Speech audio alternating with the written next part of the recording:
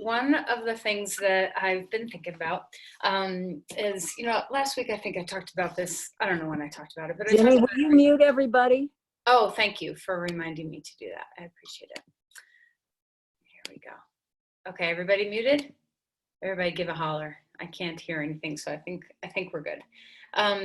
So one of the things that I was talking about recently was this concept of union, that the word yoga means to unify, or really the traditional word is yug, which is to yoke.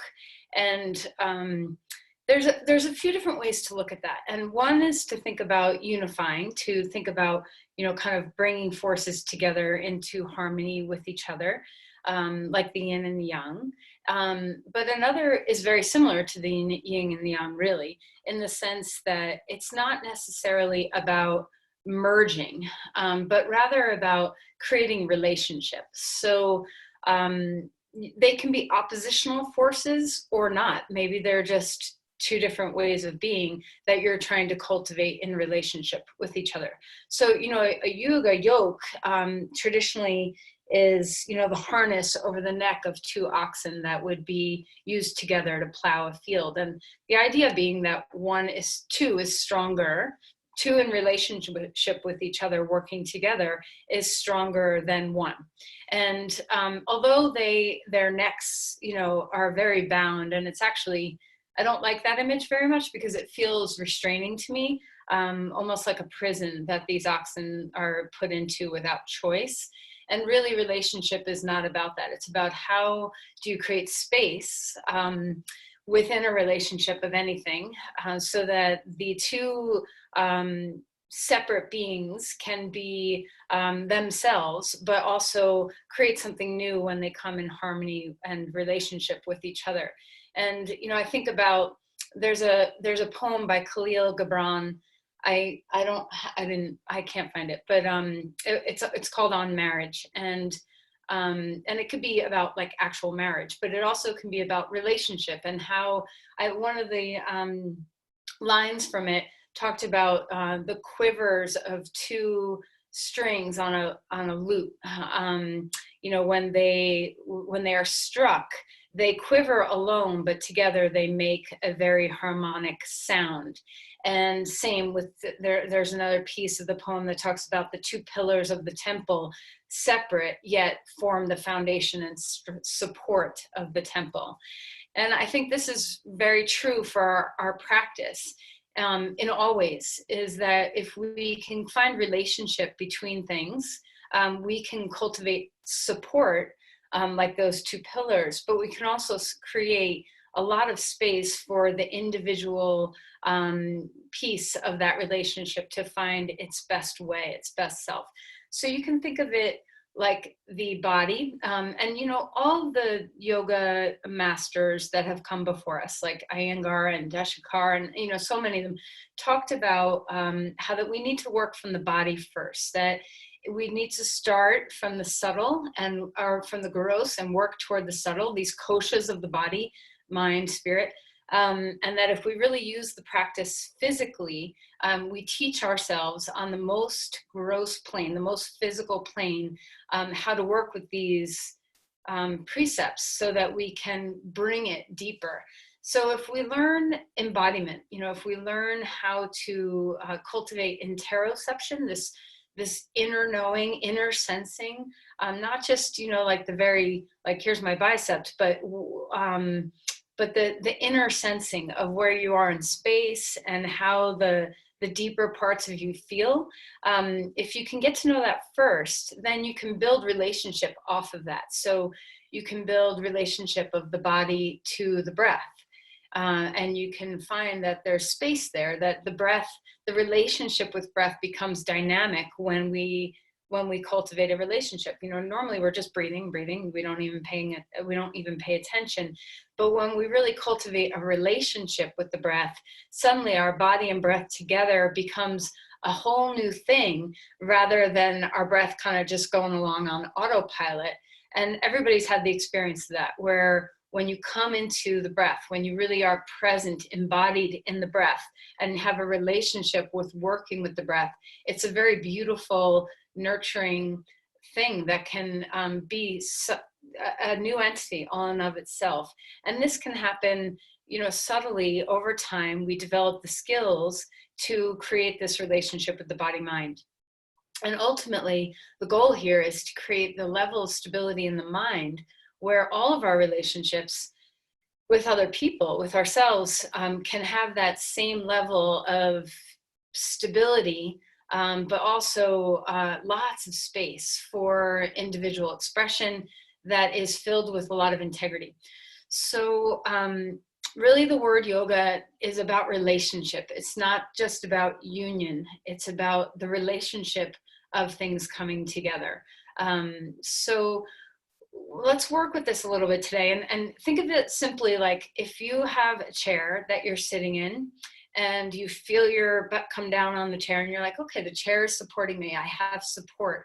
But if you are always stuck to the chair, you're not going to get very far, right? You're not going to have any spaciousness or freedom if you are glued to the chair and you can't allow your body to move in other ways. So just like that, we want to use the stability in our body, the ways that we support ourselves, to not be on lockdown.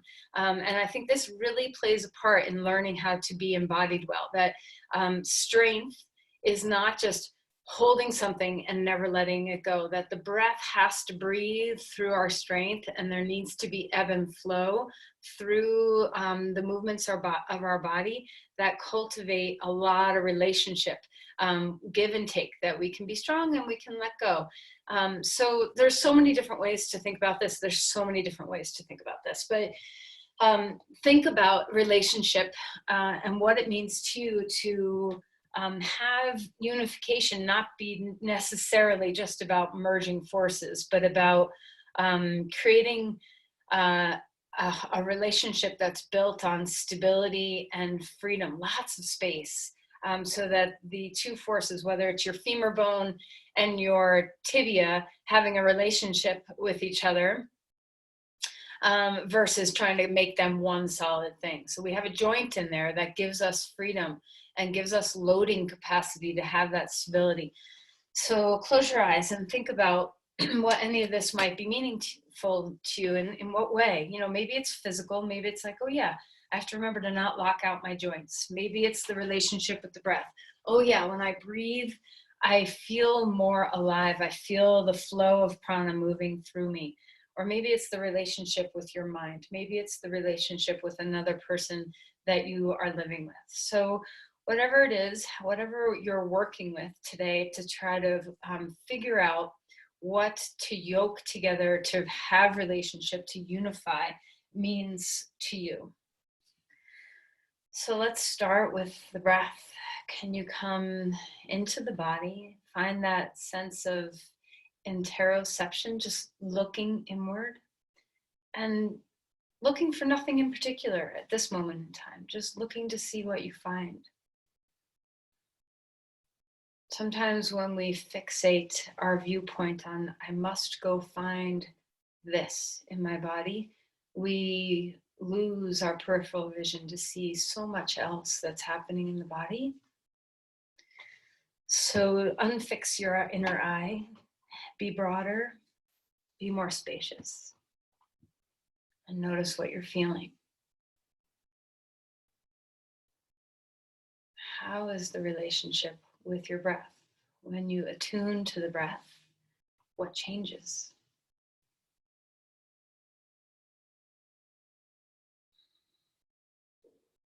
Is there a dynamic relationship between the body and the breath?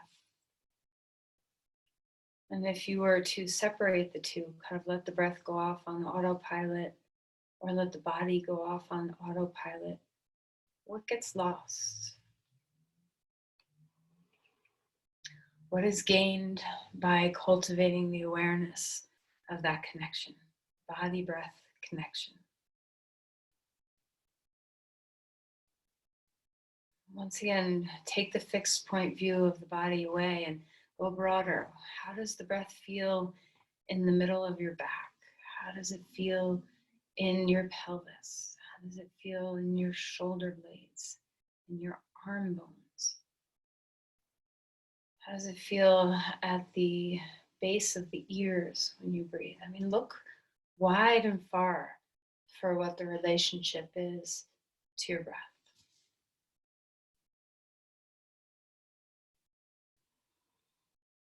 And these are just the very physical responses of embodied breathing. You can go deeper into the koshas of the body and notice what the breath is giving into the quality of energy flow of mind.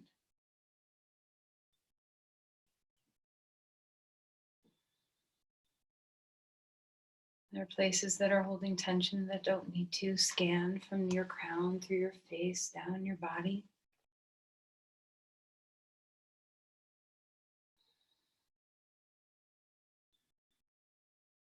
Can you get the feeling that your breath is three-dimensional, that the in-breath takes you outward in so many different directions, like a sun that's radiating in many planes? Can you feel the exhale radiate you back into the many planes going into a center point? And does this help? Does the visualization of being expansive and contractive help you? Are you able to access parts of the breath that weren't there before?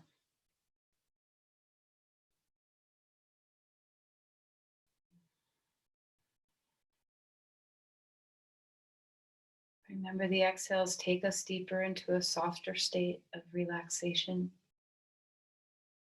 So even though the inhale is a big thing and it's easier in some ways to pay attention to the in-breath, make sure you're taking time to observe the quality of the exhale, what it feels like in mind and body.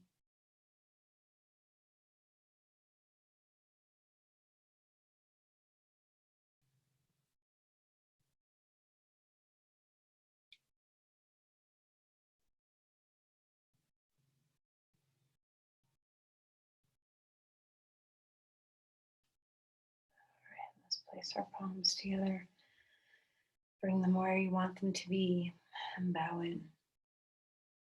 So what relationship are you struggling with? Is it the relationship with your body, your breath, your mind, your environment, your work, the people in your life, your relationship to fear, to patience? What is it? What do you have? What are you needing to kind of cultivate a good relationship with? Try to pick one. There's probably like a million, right? So just pick something to cultivate this sense of connection, but also spaciousness, individuality, support. How do you show up for the other? How does the other show up in you?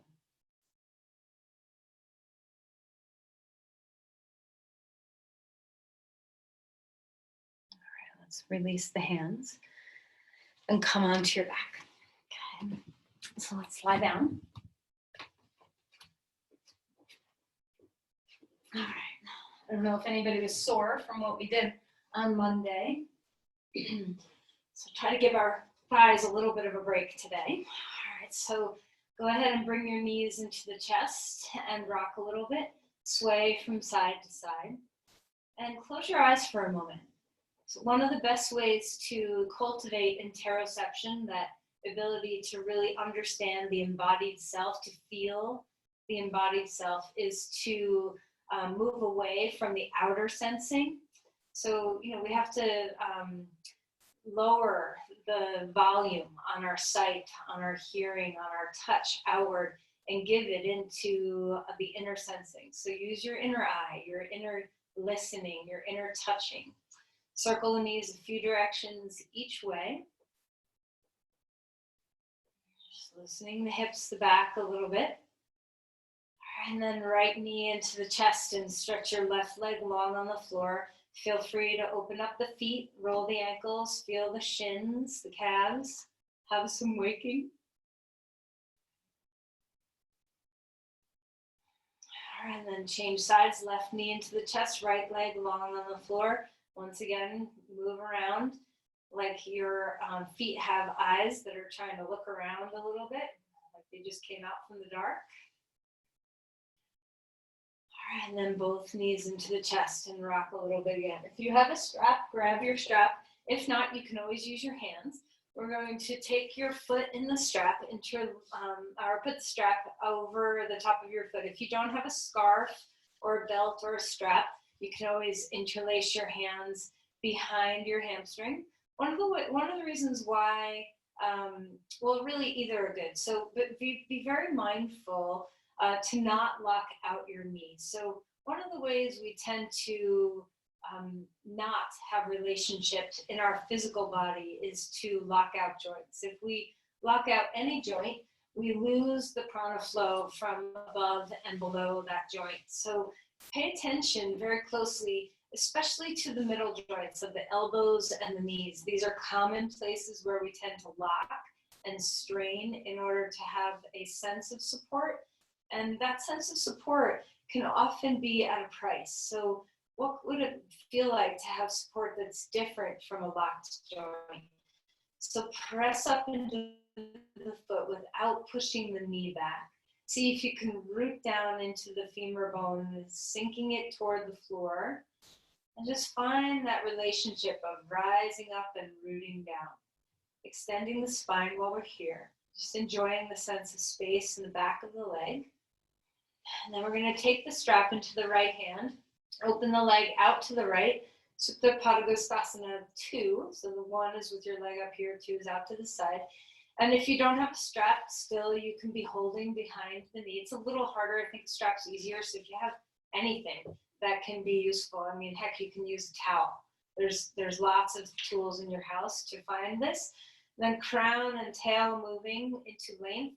How are your knees locked out here? Even your knee on your left leg. And by the way, you can bend your left knee and put your left foot on the floor. That helps you stay more stable in your pelvis. But pay attention to the knee joints and have a soft little micro bend. Like you can hug the back knee pocket just a little bit. There's a little muscle back there called your popliteus. You can flex your popliteus muscle so that you can prevent your knee from locking out. Can you still, even with unlocked joints, can you still stretch? Can you still lengthen into the feet? And then when you're ready, lift that leg straight up in the air. We're going to cross over. So take the strap into the left hand. Right leg is going to cross over. Right femur bone moving away from right shoulder. You can take your hand, the heel of your hand into that little pocket at the top of the thigh to press that away. Once again, softening your knee joints. So notice if you tend to be a locker outer, especially if you're hypermobile, if you have loose ligaments, which everybody's set point is a little different. I know there's a couple of you in class today, at least, who tend to have some very loose joints. So that's even more work for you to be vigilant about paying attention to not locking knees. Extend the spine, stretch into the foot. And then lift that leg straight back up in the air. 2 feet into the strap. Just make a connection between your 2 legs. Extend the spine. Feel the balance across your pelvis. And then when you're ready, we're going to keep the left foot and put the right foot either down on the floor with your knee bent or leg straight. So the whole time you get to decide what your right leg wants to be doing. Make sure your left knee is soft. And for you, that might mean a pretty big bend, and for you it might mean just having to have that slight unbuckling, like someone poked their finger behind your knee and made you bend it. Extend the spine, 2 hands on straps or 1, whatever's feeling good for you. Rise up through your foot, root down through your hip. As you root down through your hip, notice if your low back leaves the floor just a little bit more. Is that soothing to you? Do you feel a sense of neutrality there instead of when your low back pushes into the ground? Find your breath, relax your shoulders, enjoy the feeling of your hamstrings, opening and awakening. All right, then as you're ready, left hand on the strap, open your leg out to the left. What's happening in the right side of your body? Do you need to bend your knee? Do you need to keep it straight? Are you able to prevent yourself from tipping over toward the left? And when you find to stabilize your stabilizing forces, did it make your breath go away? So are you pushing your right side down into the floor so much that you're guarding the breath? So what can you do here? How can you find stability and freedom? That they don't have to merge into one. They can be separate forces. They can be merging, whatever feels good for you. But have a distinct capacity to find ease. And this means breath. Come back up. Take the strap into the other hand. Cross over. Your left hand can kind of hang out and hook into that hip crease if you want it to. Feeling a sense of space in the hip joint itself. Stretch through your foot without blocking out your knee. So the spine gets longer. The breath gets deeper. Try not to necessarily always direct the body. There is some direction for sure, but can you also leave a part of your mind open to just observe and notice what it is that you're feeling and follow the felt sense. Follow that trail in the body instead of directing. What would happen if your director mind took a little bit of a back seat to the sensing mind? And then come back up, 2 feet into the strap again. Lengthen the spine, soften the knees. Try not to push the knees back. Very easy to do for some of us. Flex your toes toward your face. Lift your heels up. Extend the spine. All right, and then 2 knees come bending. Take the strap off. Bring your knees into your chest circle one more time. Take a breath, open your body up, arms and legs wide on the floor, and then exhale, chin up, knees in. A couple of times moving in this way, feeling the openness through your body. Your arms and legs can go wide as you want. Exhale all the way into a full flexion. One last time, finding that sense of openness and spaciousness, and then exhale and draw it in. All right, let's roll over onto our side, come up onto our hands and our knees, and find your cat-cows. Such a beautiful way to wake the body.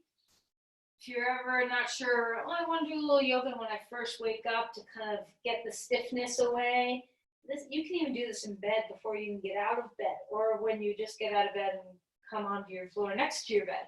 Such a gentle way of kind of getting the stickiness out of all the fascia, kind of lubricating, finding some spaciousness. Even here, can you feel the relationship of vertebrae to vertebrae? Like sometimes they come closer, sometimes they move further, sometimes they move in unison with each other, sometimes they segment out all by themselves. And that they're not glued together. The vertebrae are not glued together. That's support, so go ahead and move things around any way you want. That support, especially through the spine, does not impart that we have to be a steel pole that does not move. That really the support of our spine comes from our capacity to have cushions, our discs, the capacity to absorb impact of forces of walking, of jumping, of moving. This comes from having pliability in our spine, not rigidity in our spine. So support does not mean lockstep. All right, let's come down to child's pose. Take your hips back. Move your spine around here a little bit. Maybe sway into one hip, sway into the other hip. Try to really sense into the body. So close your eyes as much as you can through your practice and let the inner eye take over. Let it just explore. Open windows so we're not attaching to what we're feeling or what we think we should be feeling, but rather just attaching to observing what we are feeling. Inhale, cat-cow one more time, arch the back, and as you exhale, round the spine and come up into dog pose. Continue this waking movement into the legs. Maybe you want to pedal your feet and sway your hips around. Maybe you want to bend one knee very deeply and stretch the opposite heel toward the floor. Just see what feels good in your body. Now, are you locking out your elbows? So you're probably moving a little bit with your legs, But notice, are your elbows now in that locked joint place? See if you can have a little micro bend there. And then find your way into some stillness. And maybe lift up a hand and then lift up the other hand, just like you do with your feet in this pose. See if you can find that same sense in the upper body. Can you kind of find the place where your hands want to be? Can you roll the skin of your fingers toward your thumbs and index fingers so you're spread out and grounded through all 4 points of your palm? That would be your index finger mound, your pinky mound, and the inner and outer base of the palm. Bend the elbows slightly and draw the elbows, the humerus bones up into the shoulder joints. Find that sense of holding steady into the joint without locking it out. Deep breaths here.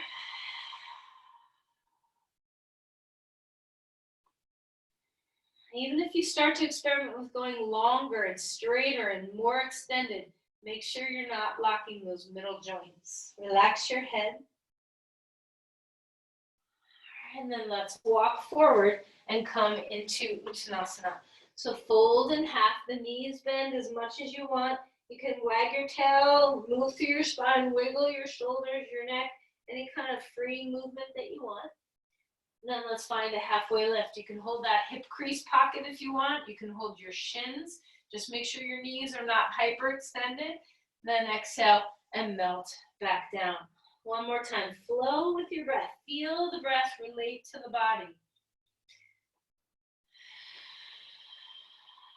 Push off your feet, climb up, arms coming to the sky. Remember, if you're dizzy, you can always tuck your chin and squeeze your hands toward each other. Open things up, lean back a little bit. How are your knees and your elbows here? Do you need to bend them a little bit more? And then release your arms down at your sides. Place your palms together at your heart and soften your knees. So let's just stand in Tadasana for a moment. Just take a moment to feel, everybody lock your knees out and notice what your low back feels like. Notice what your breath does. Notice what shifts in your pelvis. Do you kind of shift forward in your pelvis? And now soften your knees and notice you have to turn on a lot more muscles. There's actually more activity in the body, but it's definitely more supportive. So try one more time. Lock the knees out. I don't know about you, but my low back arches when I do this, and my belly falls forward a little bit, and I lock my back along with my knees and my femur bones. And then soften your knees and just see what's here. Rock into your heels, rock into your toes, all the while keeping the knees soft. And just start to turn on very gently your core muscles. This isn't huge, like let's do sit-ups, but just sense that as you start to move your relationship in space with your body, that your core responds. Can you feel that three-dimensionality of the breath, that we're not just holding our core without breathing? And then find your way back to stillness with knees soft, the yielding. Yield into the earth and feel the rebound, root to rise, feel the yield push. Just see what that feels like in your body to not lock out your elbows, to not lock out your knees. You can experiment and explore other joints in your body. That's just, where I'm kind of focusing right now. But you can even feel it in your toes and in the bones of your feet. You have lots of bones in your feet, which means you have lots of joints in your feet. So just notice your feet, close your eyes. Can you sense when you lock out the bones in your ankles or where your shin bones connect to your ankles? Just see what you find. What's loose, what's stable? How can you find loose and stable together? Deep breath in,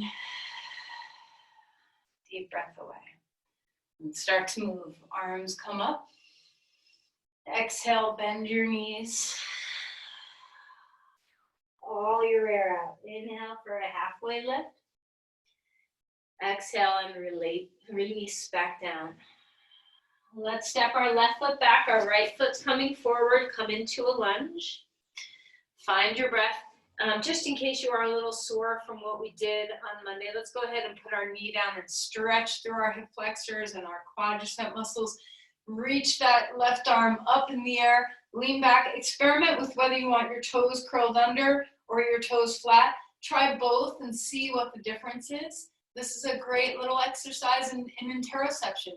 Don't have any judgment and just notice, what do you feel between one little tiny change and another. And let's keep the knee down, whether you want to keep your toes curled under or not. Go ahead and cross the elbow to the knee. Place your hand on your shoulder. Use your other hand on your thigh to keep the spine growing long. Find your breath here. Can you feel that three-dimensionality of the breath, expanding in all directions as you inhale, coming back home to the deep center as you exhale? Can you feel that your spine is not a rod that has no capacity for segmental movement? Where is the segmental movement of your spine as you twist and breathe? Can you open the hip flexors of that back leg and let them find some freedom? Find the stability by hugging your inner thighs toward each other, feeling the sense of knee and foot moving toward each other. Notice if your stability takes your breath away.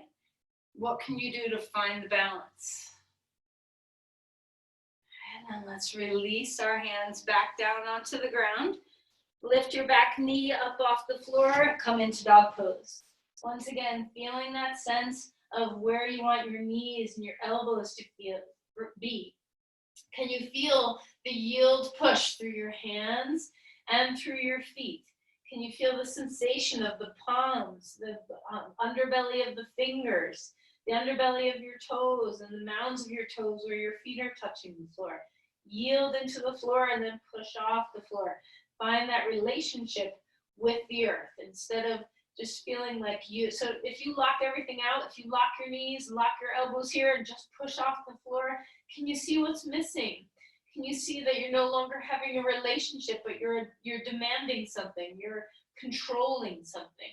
See what it would feel like to soften the knees, soften the elbows, feel the roots of the hands and feet. Give your way over to the earth and feel the relationship coming back.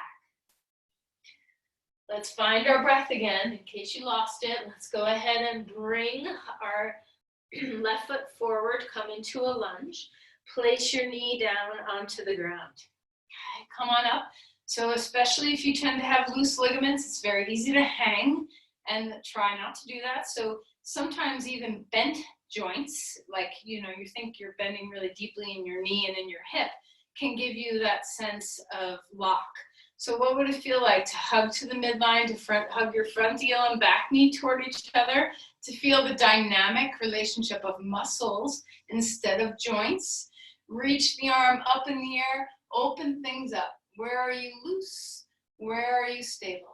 Do you want to have the back toes flat? Do you want to have them curled under? And just experiment, explore. What does it feel like to have your toes down? And not just in your foot, but in your whole body. What changes when you curl your toe under? What changes when you lay your toe flat? It could be something as simple as my balance is better one way or the other. And let's cross the elbow to the knee, palm on your chest or on your shoulder. Find the breath. Use your other hand to press on your thigh to give you some capacity to remind the spine to stay long. Hug into the midline. Don't forget about your stable forces. Find the three-dimensional breath. Expanding, contracting. How is your spine relating to the breath? How is your spine relating to the desire to twist?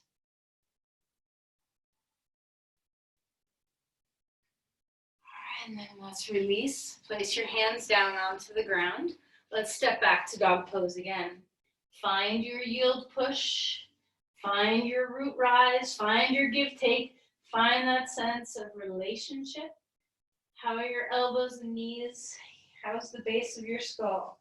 Where can you be loose? Where do you need to be strong? Let's inhale, come forward into a plank. You can always put your knees down if you need to on the floor. Find this straight line with your body. And here we can start to find a lot of sense of, I'm going to control this. Can you still feel the yield push? Can you still feel that sense of relationship between your hands moving through your elbows to your shoulder blades, not even your shoulder joints, but the blade rib junction? Find your core, three-dimensional breath. So the core engages more on your exhale, loosens on the inhale. And then go ahead and bend your knees. Notice if you just unlocked your elbows when you put your knees down. Okay, let's come all the way to the floor. Find your way down. Inhale, come up to cobra pose. Exhale and melt back down. What's here for you to explore? What are you discovering when you come up? What are you sensing in your body? Okay, let's pause. Put your hands underneath your forehead. Rock to loosen your hips. What part of your body needs some loosening? Can you give your breath to that part of you? Feed your breath to your body. This is that relationship with our breath. If we're mindless of our breathing, we miss out on something. Our breath is a tool we can use to feed ourselves all the spaciousness and support we need. Place your hands back down. Come back to child's pose. Settle the hips toward the heels. Find the back opening. Rock even here a little bit if you want. Back to dog pose when you're ready. Stretch through the spine. Let's wake up the outer hips a little bit by isometrically dragging our feet apart from each other. See if you can do this while keeping the elbows and knees soft. So try not to lock things out. Feel that yield push through your hands and feet. Isometrically pull your feet apart and notice what happens in the outer hips. Can you feel some of those deep integrity muscles, the gluteus medius? This is a strong muscle for our stabilizing when we're standing on one leg. So just notice it here and then relax that. Lift the right leg up in the air. Take a breath here. Let's stack open the hip, stretch through the psoas. Feel the belly lengthen. You can bend your knee if you want to stretch through your quad a little bit too. Find your breath. Notice if you're locked out in your knees or elbows. And then square things up again. Take a deep breath here. Extend. Exhale. Knee to nose and place your foot down onto the ground. Find the length of your spine. Come up to crescent lunge. Arms coming up. So you get to decide where your arms want to be. They do not have to come up. They can be anywhere that you want them to be. All right, so find your breathing. Open up the hip flexors of that back leg. Feel the extension. Notice if you're leaning into the low back. Are you locking your back joints? Are you locking your back knee? Can you bend the knee a little bit?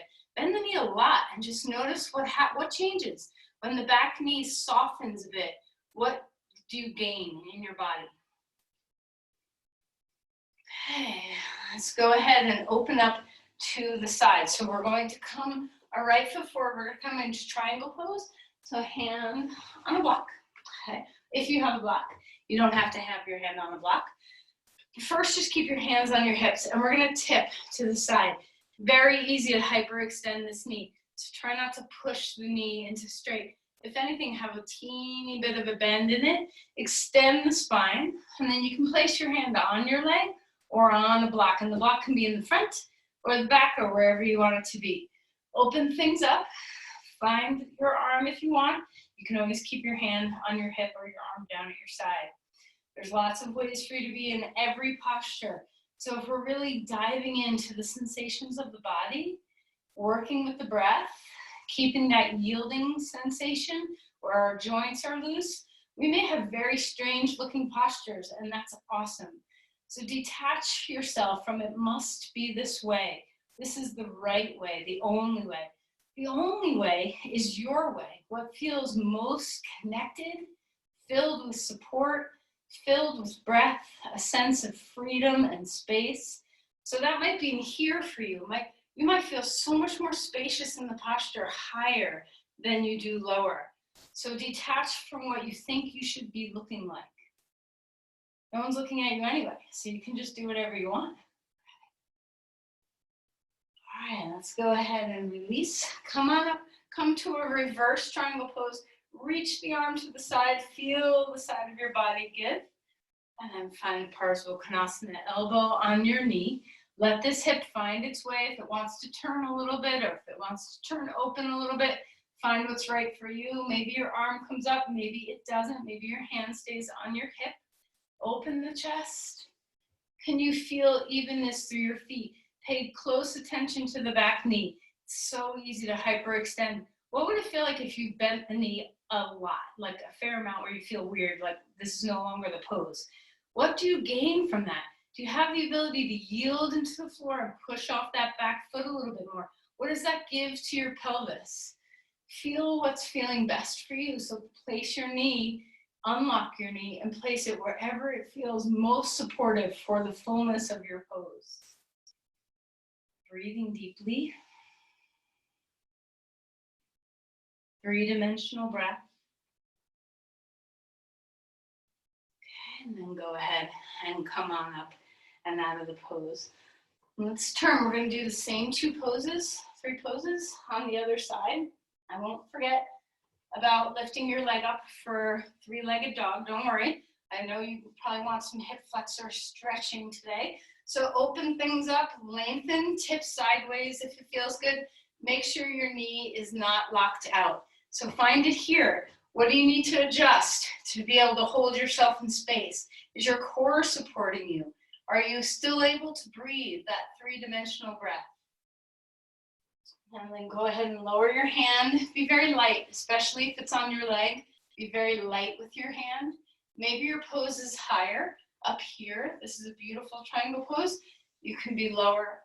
Okay, so anything that works for your body so that you're in space well. Okay, so find your breath. Full inhales, full exhales.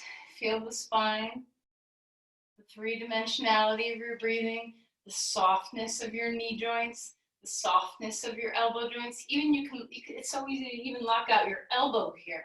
It's a softness. Create that relationship that energy can move through your bones. Is your spine as extended as is comfortable for you? All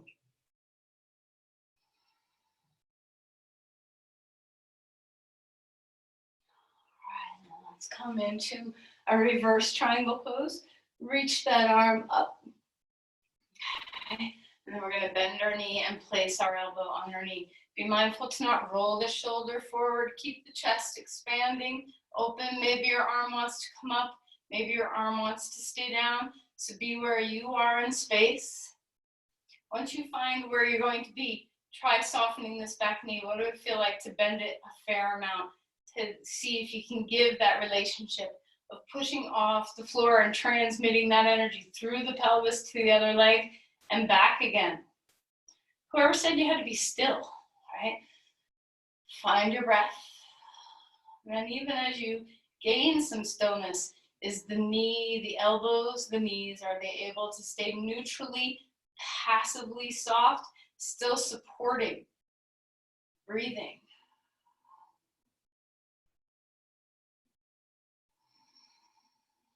Three-dimensional breath.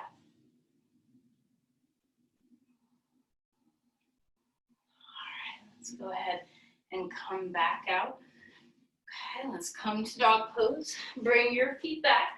This time we're going to lift the left leg up in the air, 3-legged dog. How are your elbows? Can you loosen things up? How's that knee? Open up the hips, stack. If you want to bend your knee, you can. If you want to have your legs straight, you can.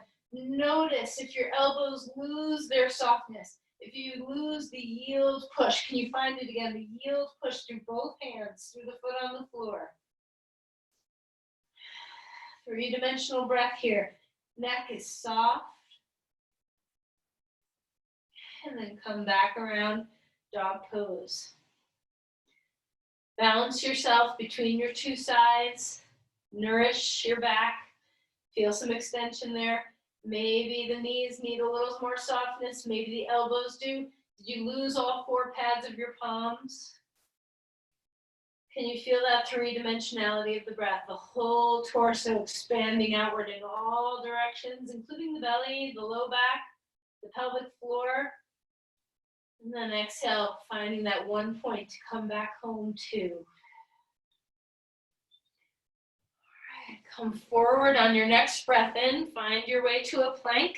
Once again, is there a yield push to happen through your hands? Can you have a little melting in the elbows so you're not locked out? This relies on a lot more muscular strength, but this is good. Muscles love to work. They just do. They love to work. So let them do their job. 3-dimensional breath here. Look at the floor. And let's put our knees down and slowly find our way down to the ground. Put your hands underneath your forehead. Curl your toes under. Lift your kneecaps up off the floor and spread your legs wider. Okay, so feel the edges of your mat with your feet. We're going to take a deep breath and lift both our legs up. So back to that energy of the outer hips, the glutes working hard. Notice if you feel stronger in one leg than the other. What happens when you point your toes? What happens when you flex your feet? To see if you can subtly impact or notice the impacts, the subtle little changes. Are your knees hyperextended? And then relax. Bring your knees a little closer. Pick your feet up and windshield wiper your knees left and right.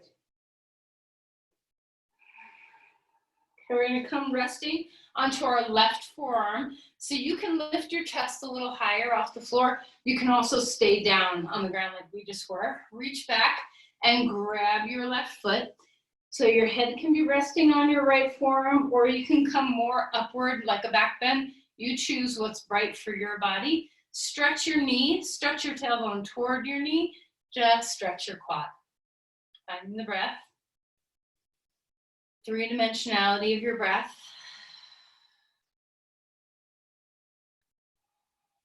And then let's release. Maybe a little windshield wiper in between. Make sure your back's not burdened. Let's change arms. The arm crosses out in front of you to help you lift up. If you're not lifting up, just put your head on your forearm. If you can't grab your foot, you can use your strap again and just flex your ankle, put the strap on the front of your ankle, and go ahead and be there. Tailbone reaches toward the knee reaches toward the back edge of the mat. Make sure that your pubic bone is lifting toward the belly so we're not collapsing into our low back here. We're stabilizing, especially on the exhales. So feel the 3-dimensional breath all through your torso, including the back. And then draw in on your exhale. Keep the back of the neck long. And then let's release. Relax back down onto the floor. Come up onto all fours. Have a little swiveliness, maybe a cat-cow, maybe some circles, maybe turning and looking over your sides. Just see what's here. We're going to come onto your side. Your knee is on the floor. I didn't say which side, so just go to either side. Oh, my couch is in the way. Okay, so we're going to come here and we're going to inhale and lift this leg up in the air. I could be resting my leg on my couch, but I'm not going to because I want to activate those outer hip muscles again. Open the chest here. Find that sense of work. Soften the knee in the air. Try not to lock the knee out. Try not to lock the elbows. 3-dimensional breath. Okay, and then let's release. Relax, come onto all fours. We're turning to the other side. And I didn't mention this, but you can do either your leg on the floor, you can have a right angle to the mat. You can also have anywhere in between, from straight on the mat to perpendicular to the mat. So find what works for you.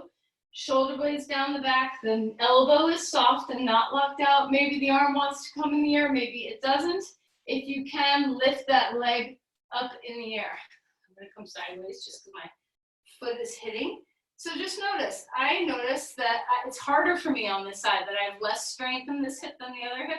So just notice what's happening for your body. Can you give, can you yield, push with your knee and your hand? Are the joints in your body loose so that energy can move? Do you have the 3-dimensionality of your breath? And then release, come back down, dog pose. Bend your knees a lot, bend your elbows a lot. Kind of hug in, elbows to shoulders, knees into pelvis. All right, and then walk your feet forward. Come into Uttanasana. Bend your knees, wag your tail. Inhale for a halfway lift. Exhale, melting back down. Okay, we're gonna come to the long edge of our mat. You might need a block for this if you have one. You might need a wall or a chair if your balance is a little skewy. I'm going to hit something, so I'm going to move over a little bit. We're going to come into Ardha Chandrasana, half moon pose. So when we step into this pose, you can come at it from triangle pose, bend your knee, and we're going to come up. I have to move because of my furniture. We're going to come up and bring yourself up onto one leg. Now, if you have furniture nearby, you can hold furniture or put your back against a wall so you can take the balance piece out of this pose so that you have more capacity to find the posture itself. If you fall over, don't worry, just come back when you're ready, okay? How are your knees? Can you soften the knee you're standing on? Can you unlock it? Even if that means a lot more work, can you give the yield push, the root rise through the body? Are your elbows loose? Can you open your chest and expand to your hands without locking out your elbows? What's here in that three-dimensionality of your breath? Can you use the outer hip muscle to lift that leg strongly in the air? Three-dimensional breath, loose middle joints, extend through the spine. And then a big giant step back and come up and out of the pose. Let's go to the other side. So I'm a little squishy in my space, so I hope you have enough room for this, okay? So we're going to start in triangle pose. When you come down, don't lock out the knee, see what it feels like. Look at your foot. I forgot to mention this on the other side. We don't want to turn the foot in or out. We want to keep it pointing toward the long edge of our mat. Come on up. If you have furniture, you can use furniture for the pose. Is your knee soft that you're standing on? Can you have the yield push? Maybe your hand wants to stay on your hip. Maybe your hand wants to come in the air. Can you find your three-dimensional breath? Is your core engaged on your exhales? Do you have the length of your spine? Are you using those outer hip muscles to lift your leg? Give into your feet. Root into the 4 points of both feet and see what that gives you. Okay, and a big just step back. Let's come to our last dog pose. Find your way. Loosen up your back. You can bend a knee, lift the other hip. Whatever feels good. Are your elbows soft? Okay, and then let's go ahead and come into child's pose. You can take your knees close or far. Find your breathing. Rock a little bit.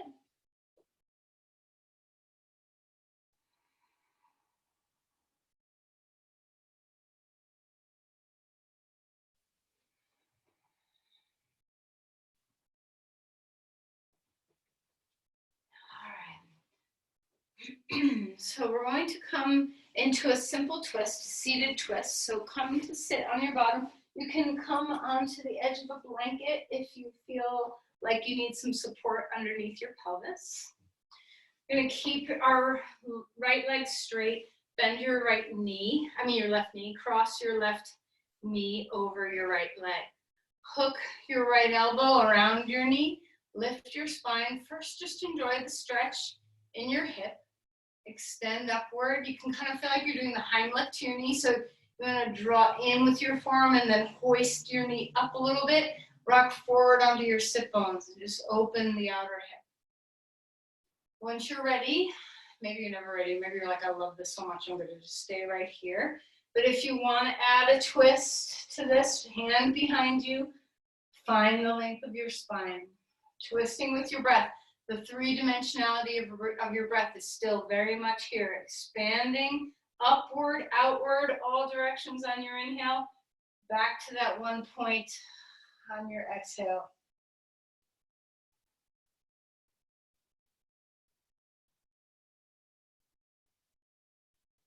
And then come back around. Change sides. We're going to bring our right knee in. Cross the right knee over the left leg, hook the left arm around the right knee. Make sure you're not rolled back on your sacrum. This is why it can sometimes be helpful because it'll tip It'll tilt the pelvis a little bit. So you want to have a neutral low back curve, nice soft neutral low back instead of rounded and rolling back. Before we twist, just use that energy of drawing the forearm into the knee and then just a gentle hoisting the knee up. And while you do that, rock forward onto your sit bones. Feel the weight of your hip drop, like root the hip to rise up through your spine. How's your three-dimensional breath? Let's turn this way when you're ready. Hand behind you. And you can always go further. So you can take your elbow to the outer knee if you want to deepen the twist. I caution when you do that, it's great to do. By all means, go do it. But I caution you to really work to make the breath happen from your obliques and from this inner sensation, the embodied inner interoception of moving the spine and ribs and viscera instead of just relying on bone, elbow on knee to push yourself into a twist and making your spine catch up. So your spine does not like to play catch up. It likes to be in the center of your movement rhythm.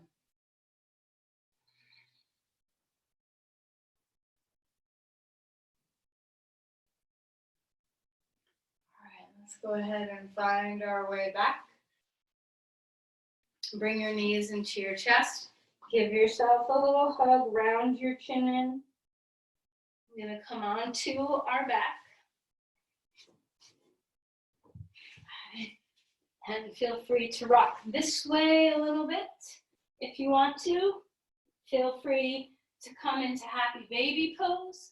Feel free to just bring the neck knees into the chest and swivel and rock.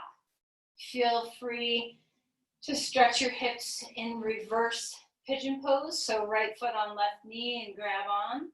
So just take a couple of minutes here before Shavasana to find what it is that your body wants to do.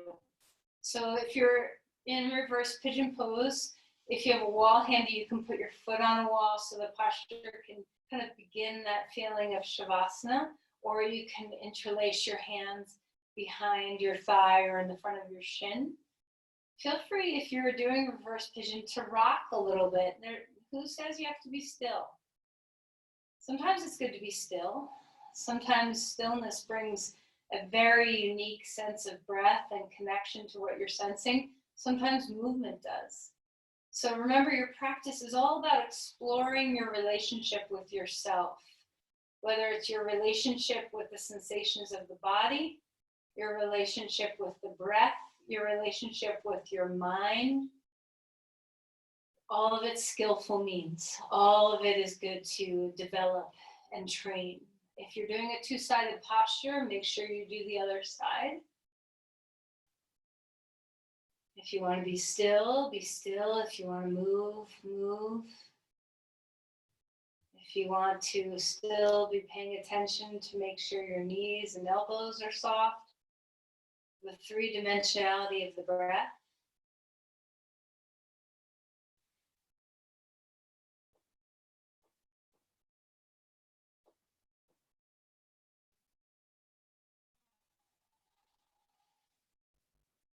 And then as you come towards completion, and there's just no rush here at all. So if you have more to do, then you have more to do. If you are ready to be done moving, you can find your way into Shavasana. You can be flat. You can have support under your knees with a pillow or blanket. You can put your calves up on a chair or a couch. You can have your arms and legs wide apart from the midline. You can have things closer to the midline. So this is your time to really discover and play what feels best. Sometimes the only way to know is to experiment with different opportunities. So just come into the breathing body once you get to where you want to be. As you find stillness, see if you can come back into that three-dimensionality of the breath. Imagine that there's a center point that you arise from, that you radiate out in all directions, all the way to your crown, your tail, your fingers, your toes. And as you exhale, can you return back to the center point? And who's to say where your center point is? Maybe your center point is in your third eye. Maybe it's in your belly. Maybe it's in your right foot. It doesn't matter where you want it to be right now. Just see if you can sense into that expansive, contractive energy of good, healthy breathing.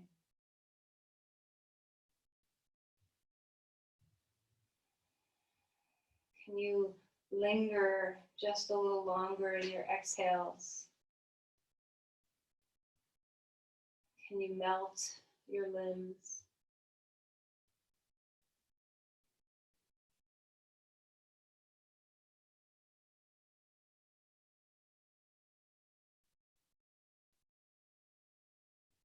Can you melt the expressions that are across your face, all the ways, the echoes of expression that live there, melt into that clean slate?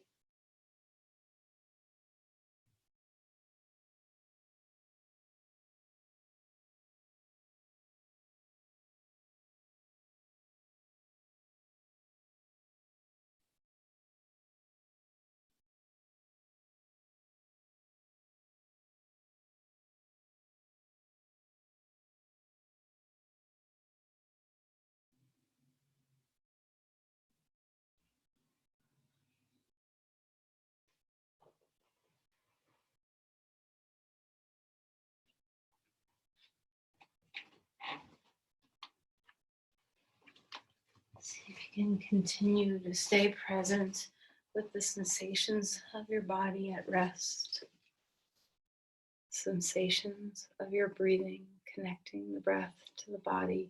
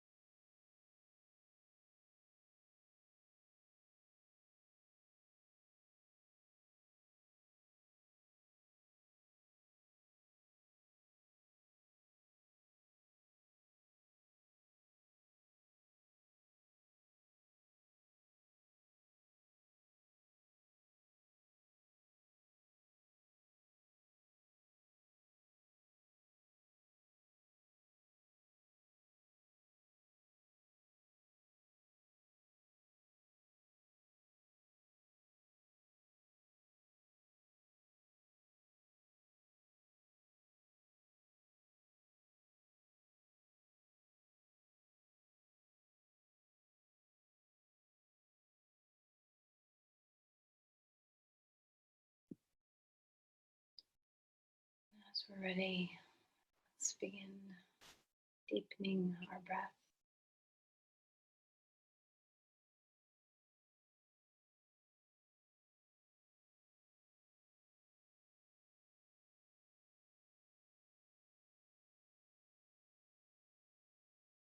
Enjoy the stillness of the body, the breath moving through the body. Let the mind's eye again be open-minded, exploratory. What are you feeling? What are you sensing?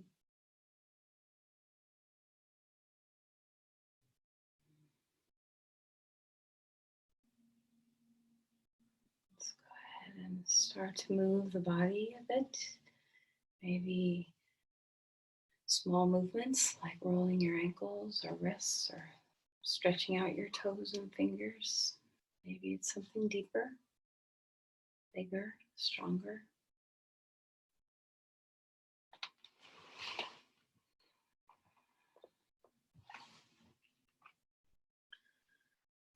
Eventually finding your way onto your side. Taking your time.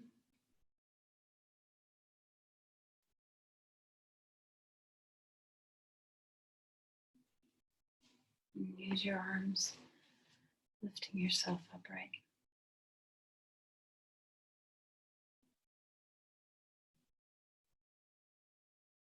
And as you place your palms at your heart, let's just take a moment to notice, how is your relationship with yourself? What have you cultivated in your practice? Do you have something to offer? Just share your energy.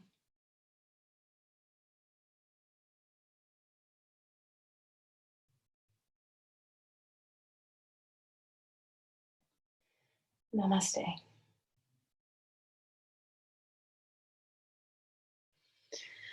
Thank you, everyone.